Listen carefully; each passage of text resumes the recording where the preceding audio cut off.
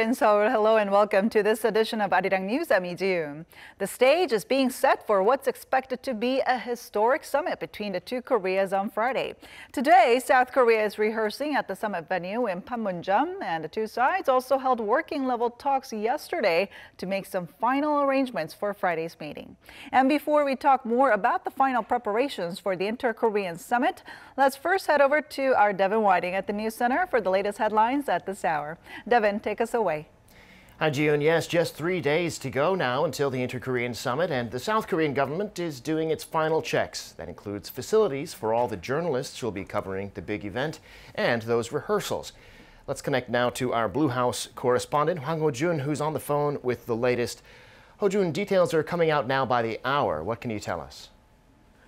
Good afternoon, Devin. The pace is definitely picking up with only 3 days left. As we speak right now, the Inter-Korean Summit Preparatory Committee is holding its own rehearsal session at the summit venue, the Peace House on the South Korean side of Panmunjom, to ensure everything runs smoothly. Presidential Chief of Staff Im Jong-seok, who heads the committee, is attending the rehearsal along with the three subcommittee chiefs in charge of the agenda, communication and public relations, and operation support. Every detail related to the actual summit, including the path people will take, the order of events, and the furniture inside the building, will be examined during the rehearsal. They will convene afterwards to discuss any issues or concerns and will implement necessary changes on the final run-through on the eve of the summit, which will involve more detail and, of course, more people. On Wednesday, North Korea will send its delegates led by Kim Chang-sun, an official from Pyongyang State Affairs Commission, to the Peace House, and the two Koreas will hold a joint rehearsal. And while the presidential office of Cheongwade didn't release the time of the rehearsal, it did say the joint rehearsal will take place at the exact same time as the leaders of Seoul and Pyongyang are set to meet on Friday. They also confirmed there will be no stand-ins for President Moon or Kim Jong-un. Along with the rehearsal today, the committee will kick off its operation of the Situation Rooms in both the third floor of the Peace House and the main press center located at the Kintex Exhibition Hall in Goyang, northwest of Seoul. The main press center, which will welcome media outlets from South Korea and abroad, will open on Thursday. As of this morning, over 2,800 reporters from 41 countries have registered to cover the historic event. And Devin, just about an hour and a half ago, the Blue House revealed what will be served at the dinner that President Moon and Kim Jong-un will be attending Friday evening. According to the Blue House spokesperson, the dinner menu will reflect the efforts of those who contributed to the peace and unification of the two Koreas. Dishes prepared by Seoul will include ones from the hometowns of the late South Korean presidents Kim Dae-jung and Roh Moo-hyun, as well as from Moon Jae-in's hometown, also food from Switzerland, where Kim Jong-un spent part of his childhood. Pyongyang-style naengmyeon, or cold noodles, will also be served. Back to you, Devin. All right, thanks for that. Hwang Ho-jun reporting from the presidential office in Seoul. Now let's take a closer look at the schedule for the day of the summit, or what we know so far. It's going to be a hectic day for all involved, as our Lee Seung-jae reports. With the leaders of the two Koreas set to mark just the third Inter-Korean summit in history, officials from South and North Korea have agreed to begin the summit on Friday morning and hold an official dinner in the evening. The South Korean presidential office says the summit will kick off with a welcoming ceremony for North Korean leader Kim Jong-un. It'll be a busy day at Panmunjom, as the third Inter-Korean summit will take place over a single day, in contrast to the 2 nights and 3 days of talks during the first and second Inter-Korean summits in 2000 and 2007. But the biggest difference will be the fact that a North Korean leader will be stepping onto South Korean soil for the first time since the Korean War. With South Korean reporters given access to cover the event in areas on the North Korean side, South Korean media will show live coverage of Kim Jong-un arriving by car before being greeted by President Moon Jae-in. The two leaders are expected to walk hand in hand and cross the military demarcation line and head to the Peace House together while the summit will take place. Officials say an official state dinner is planned for after the summit talks, with a joint statement expected to be released after the dinner. Working-level officials are believed to have discussed whether the wives of the leaders will accompany them or if a joint news conference will be held after the summit. But sources close to the presidential office have declined to comment on those points. While Friday will be hectic, observers hope this summit will be a fruitful one, planting the seed of peace on the Korean peninsula. Lee Seung-jae, Arirang News. In other news, South Koreans will not be voting this June on amending the Constitution. Lawmakers in the National Assembly have blocked plans to hold a referendum alongside local elections this summer. For the vote to happen, the National Referendum Act needed to be revised by Monday, since it was ruled unconstitutional back in 2014. But that deadline came and went. Speaking at a cabinet meeting Tuesday, President Moon Jae-in expressed regret. 위헌인 국민투표법이 끝내 기간 안에 개정되지 않아 지방선거와 개헌 국민투표의 동시 실시가 무산되고 말았습니다. 국회는 대통령이 국민의 뜻을 모아 발의한 헌법 개정안을 단 한 번도 심의조차 하지 않은 채 국민투표 자체를 할 수 없게 만들었습니다. President Moon apologized for not being able to keep his campaign pledge of a referendum, expressing frustration over the National Assembly's decision. He added that the proposed constitutional amendment is not for the benefit of the president or the ruling party, but for the people, expanding their basic rights and lowering the voting age to 18. Now, the latest on the van ramming incident in Toronto. The death toll now stands at least 10, with 15 injured. Just minutes ago, the South Korean government confirmed that 2 of the dead are South Korean nationals. The suspect is in custody, and authorities are trying to determine a motive. EG1 has more. The incident occurred at about 1:30 Monday afternoon local time in the North York area at the intersection of Yonge Street and Finch Avenue. The driver of the white rental van is said to have jumped the curb, striking a number of pedestrians. These witnesses described the chaos that unfolded in front of them. He just went on the sidewalk. He just started hitting everybody, man. He hit every single person on the sidewalk. Anybody in his way he would hit. The bus stop, everything got shattered. And there was 4 bodies on the ground. Police and the ambulance hadn't arrived yet, but people were trying to revive them. Obviously to no avail. But by the time the police and paramedics got there, they tried again and didn't work, and so they covered the bodies, put them in body bags, and taken them away. The suspect fled the scene but was arrested after a tense standoff with police several blocks away. He is now in custody and being investigated, but details of the probe are still scarce. According to U.S. media, he has been identified as 25-year-old Alec Minasian, a college student who, unlike previous reports, was not known to the authorities. Police believe he acted deliberately, and they are trying to determine his motive, but they added that the incident doesn't currently appear to be related to terror. The incident also occurred as foreign ministers of the G7 leading industrialized nations were holding meetings in the city center. Canadian Prime Minister Justin Trudeau tweeted from Ottawa, expressing his condolences to those affected. 이지원, Arirang News. The local unit of General Motors has managed to avoid filing for bankruptcy, at least for now, thanks to a deal reached with its labor union on Monday. But GM Korea's future is still uncertain. Its second biggest shareholder, Korea Development Bank, has announced new conditions for the injection of any new funding. According to Yonhap News Agency, the South Korean government and the state-run KDB say they will help fund GM only if the company decides to stay in the South Korean market for more than 10 years. KDB also stressed that it'll maintain its veto rights, even if the debt-to-equity swap process means its stake in the company drops below the current 17%. I'm Devin Whiting, and those are your news headlines for this hour.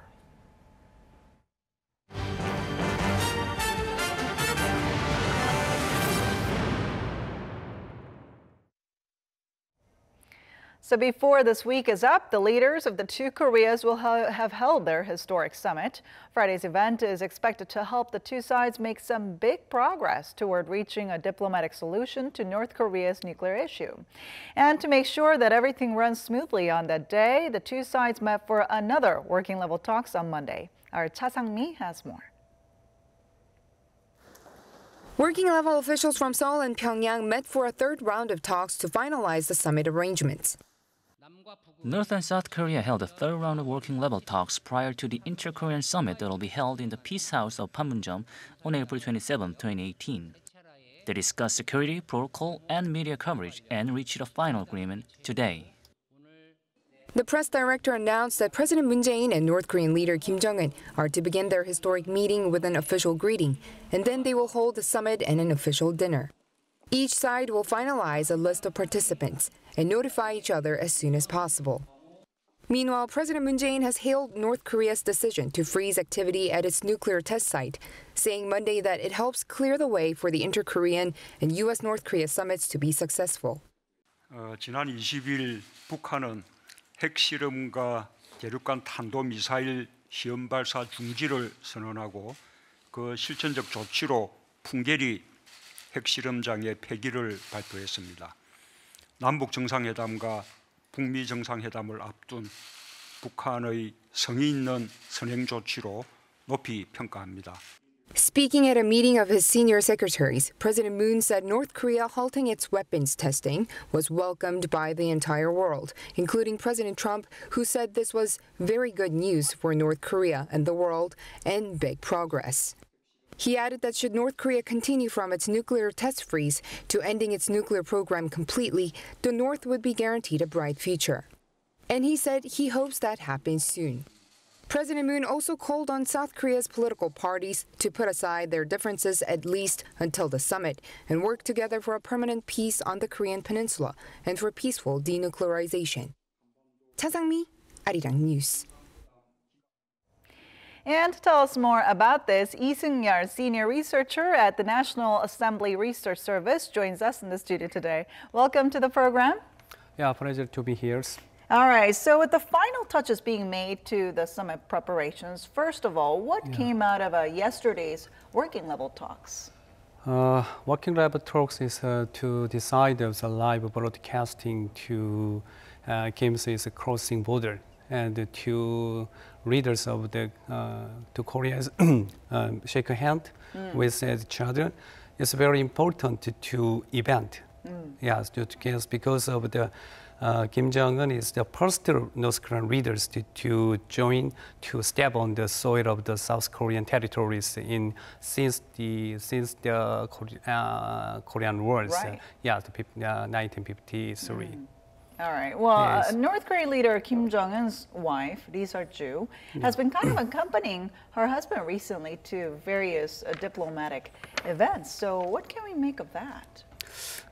This is, I think,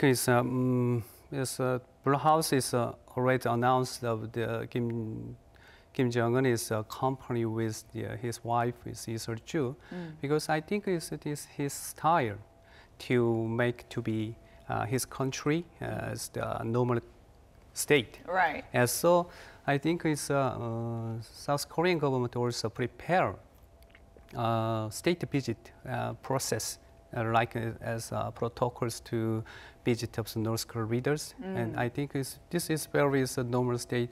It's a very good choice to make friendship each other's. So it wants to be recognized as a normal state, normal not state. only to South Korea or to the U.S., but most likely to the rest of the world, right? I mean, that's why it's probably been promoting a lot of cultural exchanges too recently. Yes, because of the Kim Jong-un is educated from the Western countries in Swiss, so he look at this different.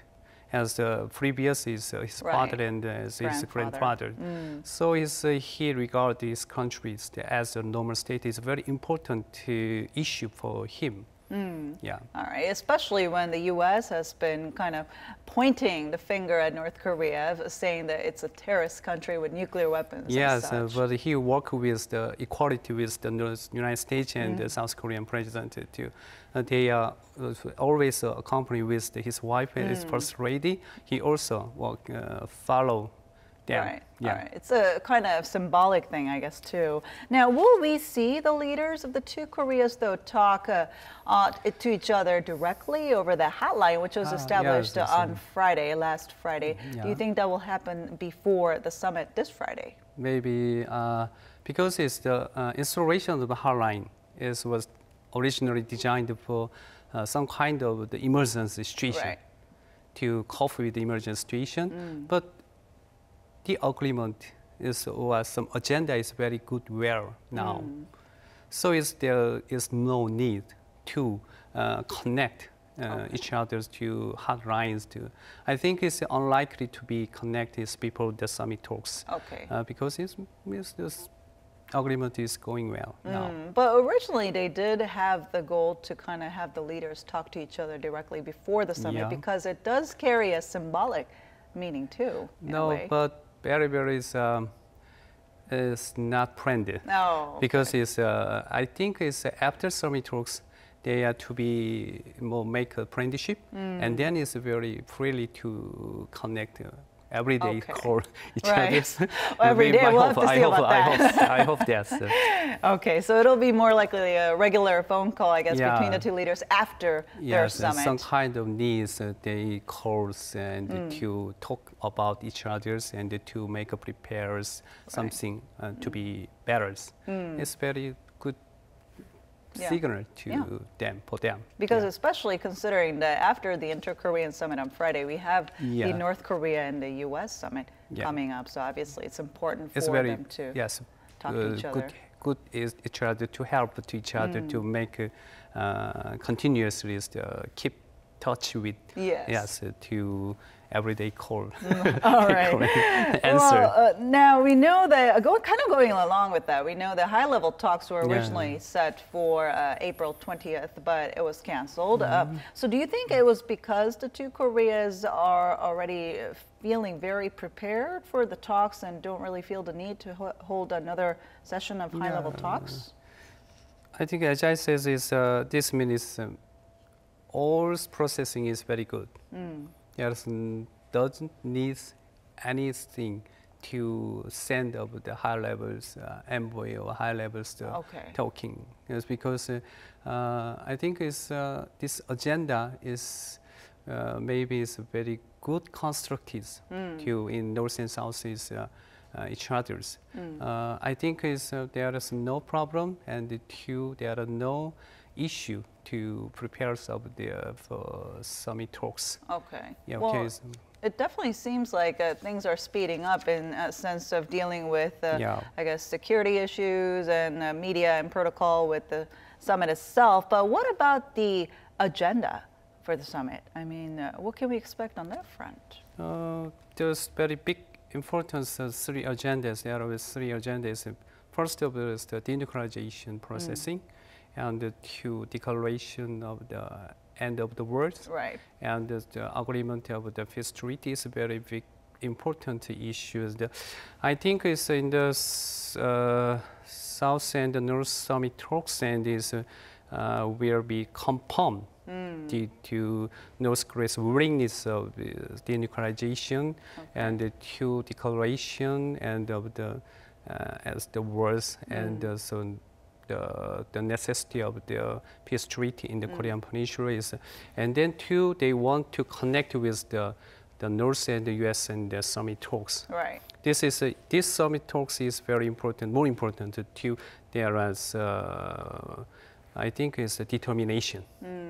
As in this South and North Korea's summit talks, and we need a confirmation of this agenda, and then as the North Korea and the U.S. summit talks in their determination of this agenda is very important. Right. I mean, considering that just months ago, the U.S. and North Korea have been trading threats of war. Yes, very deeply is connected with these two summit talks. All right. Well, they're very interconnected. I mean, it seems more. But now North Korea has announced before its plans to dismantle its nuclear site, nuclear atomic site at Punggye-ri. So it seems that two Koreas have really gotten closer to discussing this denuclearization issue in depth. Yes, this is the importance as a measure to make a good signal, the good agreement in North and South Korea's summit talks. And North Korea is declares of the stop all nuclear and missile test and cross the nuclear facilities in the Punggye-ri. I think this is signal is to talking about to the U.S. The Trump administration. We are ready for any kind of this nuclearization, and we are talking with them more deeply as consensus from with you, and I think it's a very good signal and it's very good help to make a good consensus in the two summit talks. It seems that North Korea is determined to show that it is serious about denuclearization, even to the U.S., and it's not just talking for the sake of talks, like Trump said. But this is the first step, because it's, the process of the denuclearization is very long steps. Right. For example, is the first step is the freezing, and the second is the notification, and the third is the verification, and the last the dismantlement of denuclearization. So just North Korea is just the step on first step.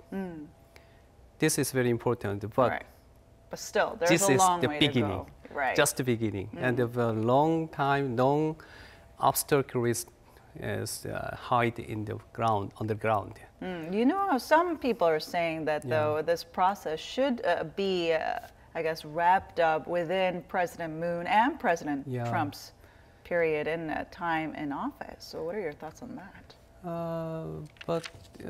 Do you think that's possible, even?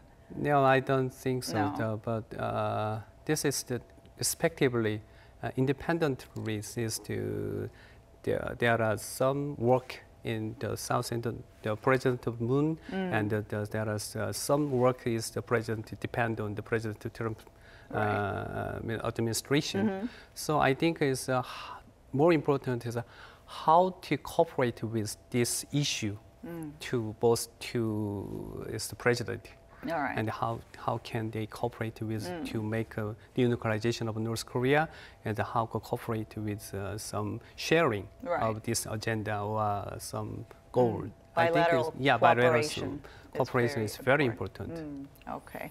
Now, aside from that, the acting U.S. Assistant Secretary of State for East Asian Affairs and East Asian and Pacific Affairs, Susan Thornton, is in Seoul to meet with some of the officials to discuss policies regarding North Korea. So, what might have come out of their meetings there? I think it's the U.S. also is recognized of the importance of the previous talking because of this inter-Korean talks and this U.S. and North Korea talk is very connected with this. So as the sharing load sharing is very important. Right. And it's, I think is the U.S. government also want to listen what is strategy of the South Korea to deal with the North Korea, and then is the U.S. government also suggested as the South Korea never do over the exceed of the some kind of deadline because of the for example is the sanction problem is depend on the U.S. Right. Yeah, so right. So is South Korea never do touch this about this, and then is the normalization of the relationship between the U.S. and North Korea. Right. It's very important, and so inter-Korean agreement never over this beyond of the sanction.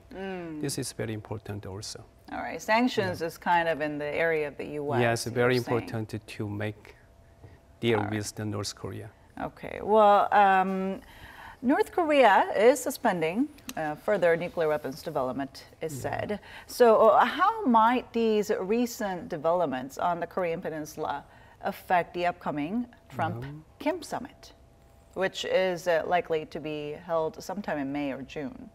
Yeah, I think it's North Korea did some kind of previous measure for stop the all nuclear test or mistest. Right. And the South Korean also do something is to pulling down as to abandon, as to move out as of the loudspeaker. Oh yeah, in the they turned off the loudspeakers for propaganda broadcasts. Yeah, broadcasting.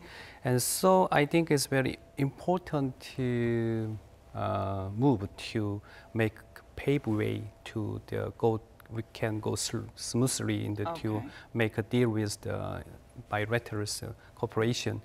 So I think it's positive we need development.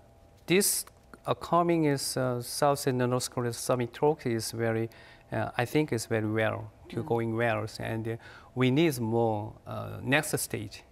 Okay. To what to do to continue this environment is going well, and with the how to connect with this agenda to some kind of agenda of the U.S. and North Korea's in the summit talks. It's very important. Right, definitely a successful outcome from this Friday's summit between the two Koreas will affect the Trump and Kim summit. Okay. But thank you so much for your insight today. Yes, thank you. And that does it from me, but we'll be back here tomorrow at the same time for more in-depth analysis on various issues here in Korea and around the world. So don't forget to tune in then. Thanks for watching and see you soon.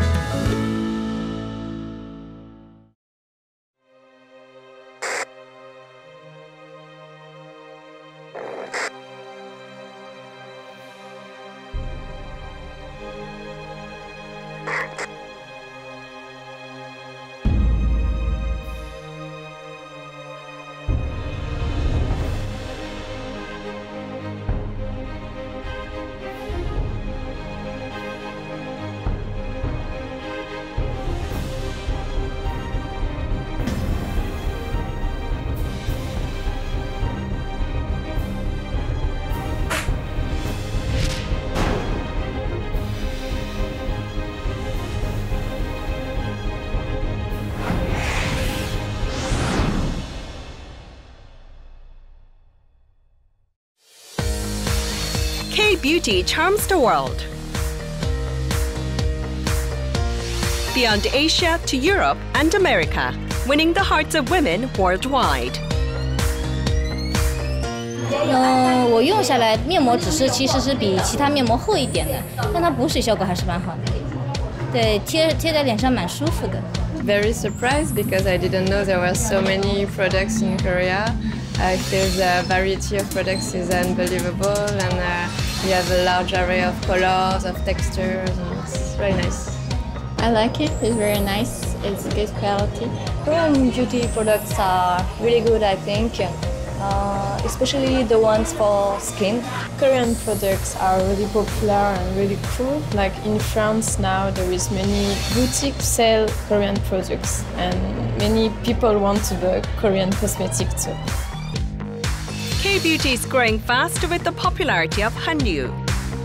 Korean drama is popular, so they love Korean cosmetics. They're natural and some are colorful too. They vary from years that we see in the movies and dramas, so we're really amazed by their artistic style. Constantly evolving K-beauty leads the global beauty trend. Your beauty, global beauty, begins in Korea now. Arirang.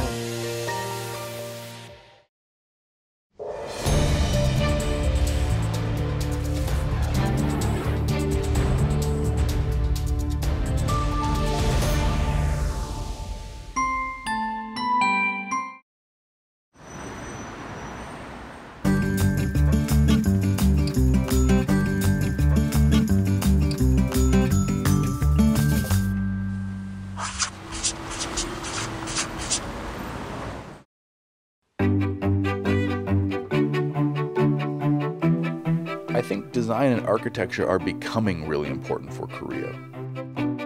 I think Korean people, or sort of the political leaders and builders, designers, are starting to realize that architecture is a really big calling card for a city internationally. There's so much interest in design, and people are so hungry to explore and experiment that I think that in the future, it will be a pretty strong competitor in the world of design.